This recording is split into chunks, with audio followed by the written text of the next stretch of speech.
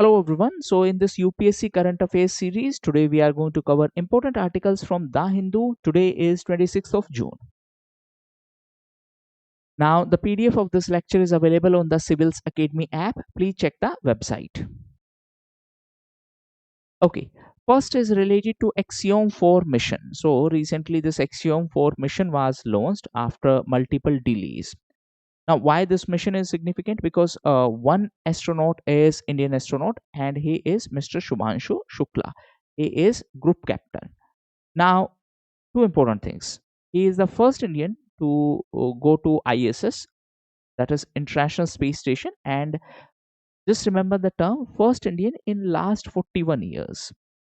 Mr. Rakesh Sharma was the first one to do so in 1984.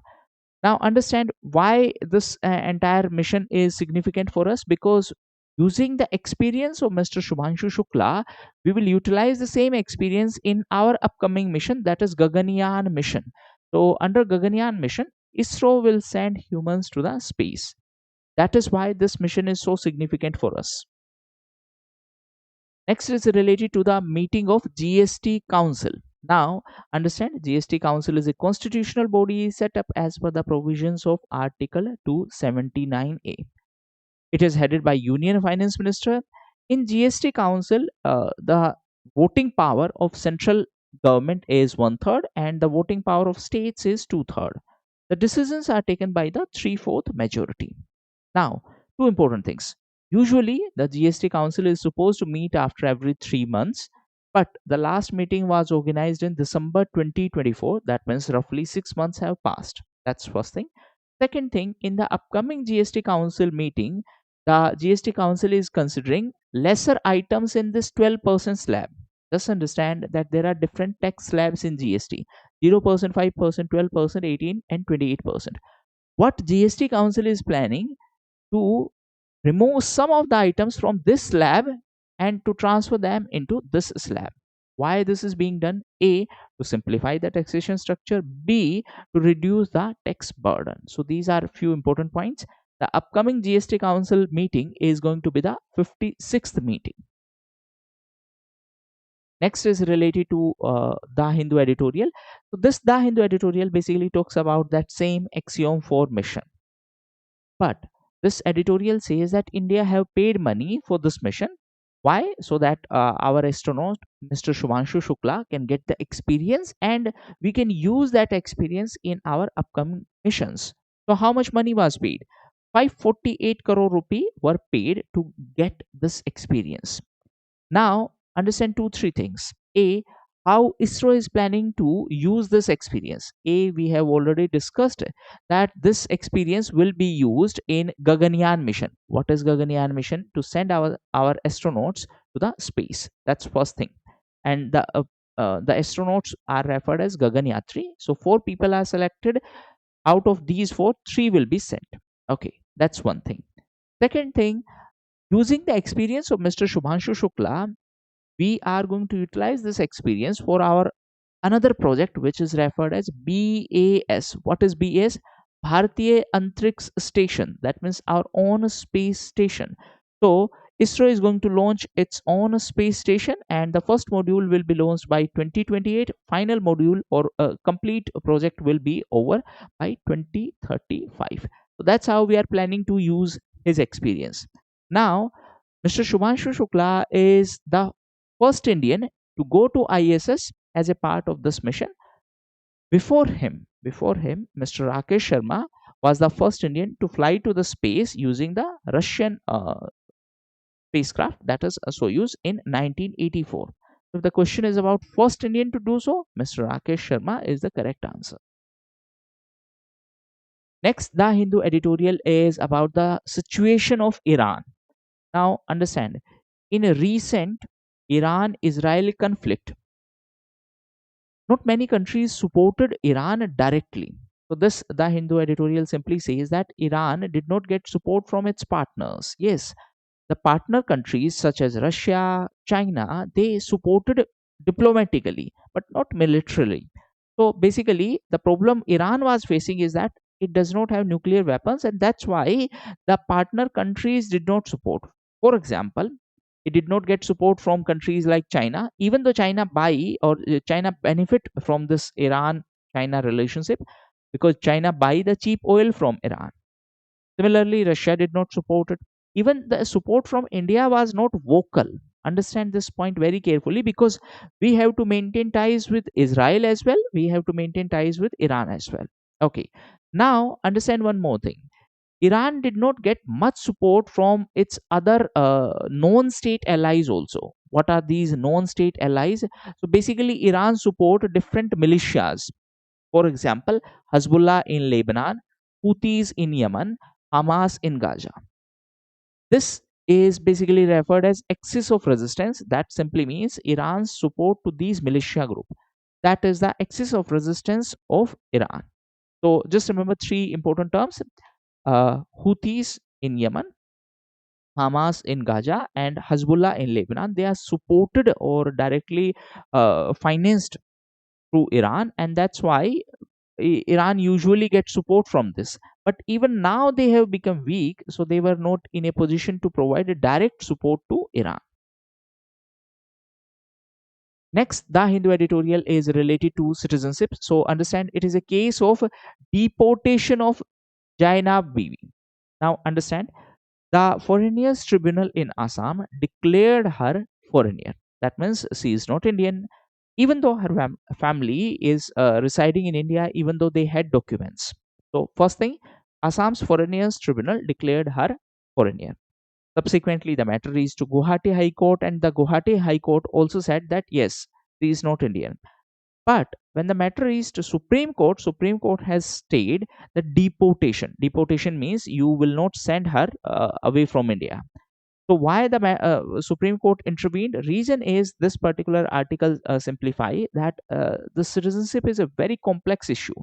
When her family is residing in India, it will be very difficult to deport her. So just understand two important things. A, there is a process that a person will be declared or can be declared foreigner by the Foreigners Tribunal. Then the matter will reach to, that means the decision can be appealed in High Court. So in this case, Guwahati High Court was there, and subsequently in the Supreme Court. Now understand, in case of India, citizenship is quite complex. Reason being that our borders are porous, and that's why the people from neighboring country can enter into India and can claim citizenship. Two important problems are there. Before independence, these countries were part of India itself, so basically physical in appearance it will be very difficult for us to identify people, and that's why this entire documentation process, this is quite complicated. Next is related to training of trainers program. So understand this is an initiative of Ministry of Panchayati Raj to provide support or to provide training to the panchayats so that they can generate their own revenue. So in a very simple sense, to help panchayat to generate their own revenue. For this, the government has partnered with IIM Ahmedabad, and this will be done as a part of Rashtriya Gram Swaraj Abhiyan. Just remember, training of trainers program.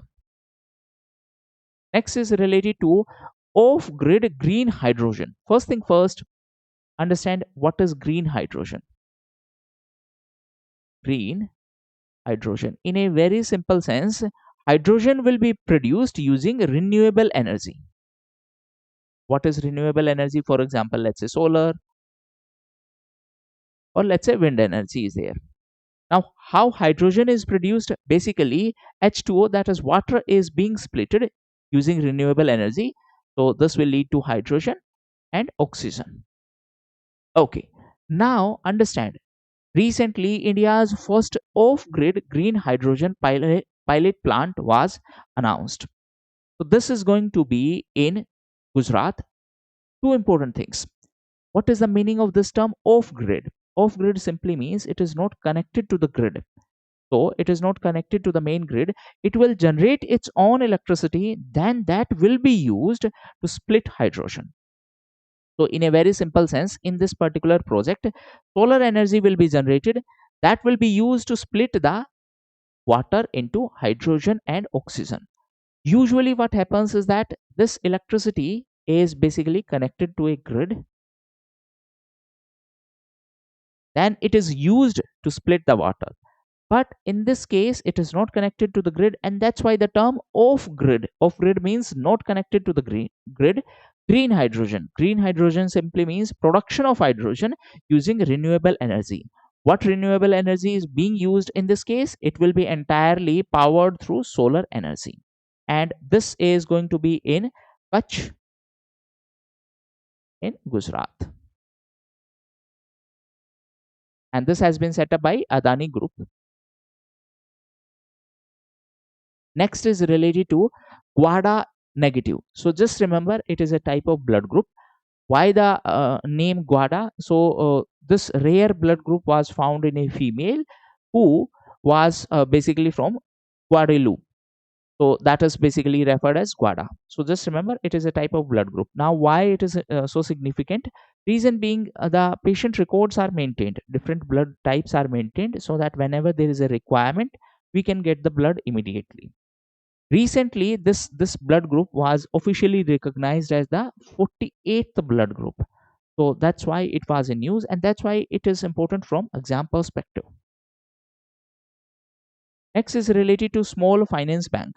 Understand, small finance bank simply means they focus on small borrowers. Small borrowers.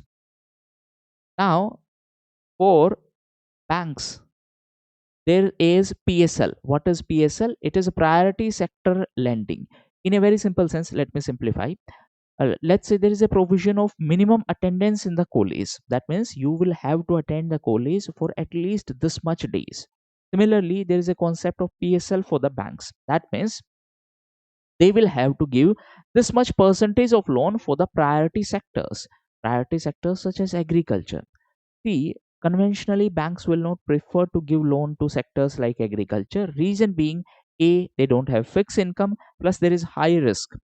That's why banks will not prefer, if there will not be any priority sector lending regulation.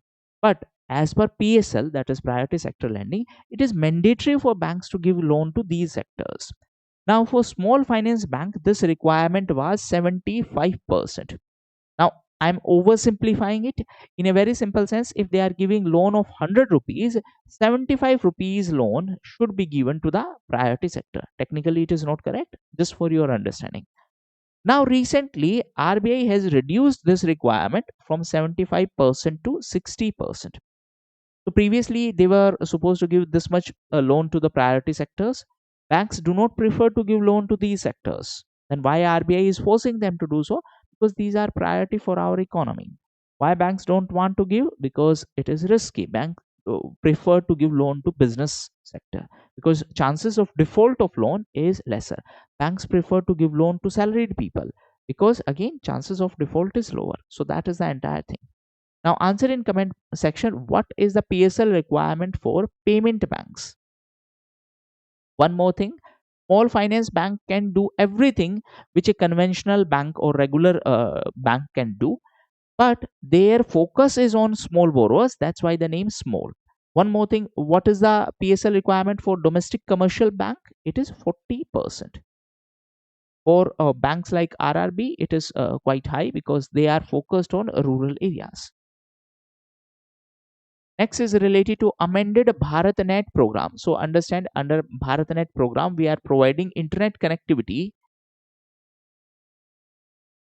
or broadband connectivity to our gram panchayats. Now, recently, this has been amended to give more priority to the states, and therefore, Gujarat became the first state to formalize multi-party agreement. Multi-party basically means multiple parties or multiple entities will provide this facility. So that is important. Just remember, BharatNet is to provide internet connectivity. So these were the important current affairs. Thank you.